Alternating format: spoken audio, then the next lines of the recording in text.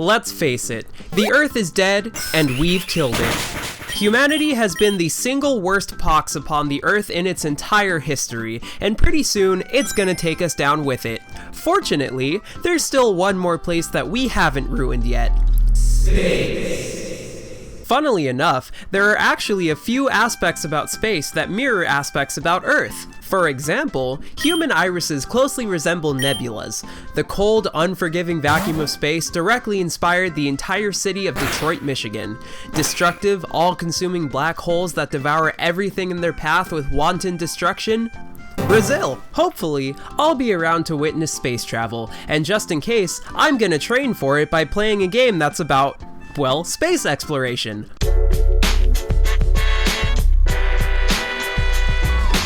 Sins of a Solar Empire Rebellion HD Remix Ultimate Edition is a real-time strategy slash space-themed anxiety simulator that was released in 2012.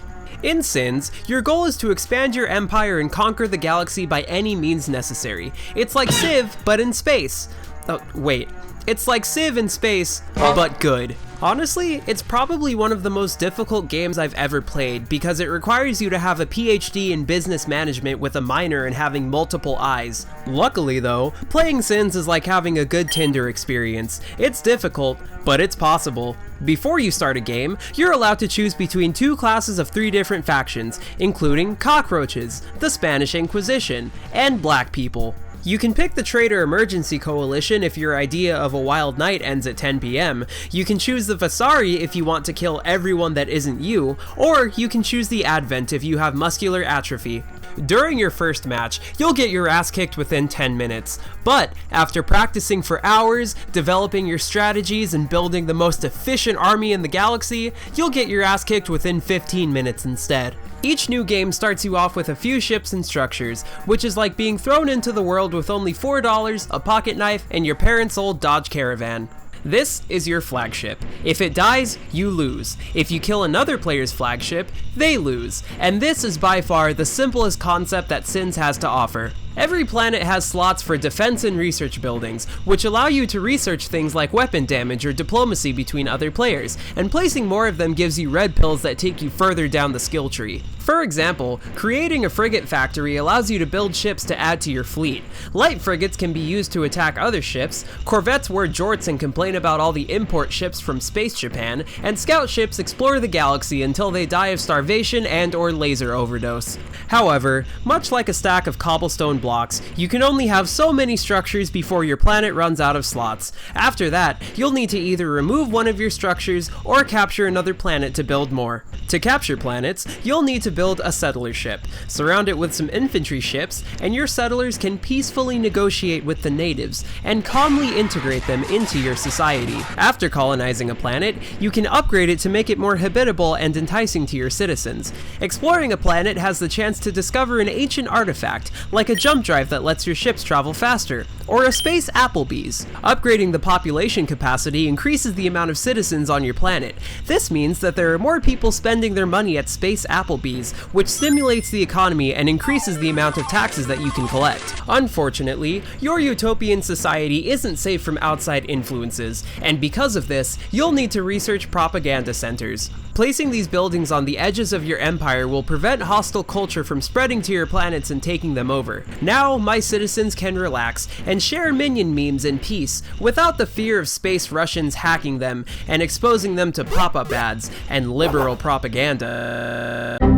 However, other civilizations trying to beat you up and steal your lunch money aren't the only things that you have to worry about. Somalian pirates have mastered the art of space travel, and they'll actively try to murder whichever player has the highest bounty after a set period of time. Much like how the beta male in a gorilla community goes around mating with all of the alpha's honeys behind his back, you can go behind the backs of other players and send pirates to metaphorically mate with their honeys instead. So, how do you set a bounty? It's simple. First, you pick a target. Then, you wait for the countdown to end, and in the very last few seconds, you offer your entire college fund to the pirates, and watch as your target gets brutally fucking murdered. At some point, though, it's going to happen to you, and if you're anything like me, it's gonna happen to you every 10 minutes. Luckily though, it's preventable. All you need to do is find a pirate base and destroy it. Luckily, it's not too hard, and with enough ships, you can... Ooh. You know, maybe the pirates have a point. You can also give other players donations and offer them missions to build diplomacy. My favorite strategy is to figure out which player hates me the least, give them a small donation of all my crystal, and offer them even more money to kill other people. Hey, you seem like a nice, respectable person that I'd want to be friends with. You know who I wouldn't want to be friends with though? That guy over there. Man, fuck that guy. Look at him and his smug, punchable face. I bet he pours his milk before his cereal. You know what? I'll give you $3,000 and some cubic zirconium if you murder him for me. Because this game progresses in real time, you'll have to pay attention to everything that's happening at any given moment. Missing something as insignificant as the development of a new technology, or the clapping of ass cheeks in the star system next door, can be the difference between a lifetime of galactic prosperity or an eternity of space janitorial duties. As you can probably tell, this is harder than ceramic bread, especially if you only have 2 eyes, 1 monitor, and 10 fingers.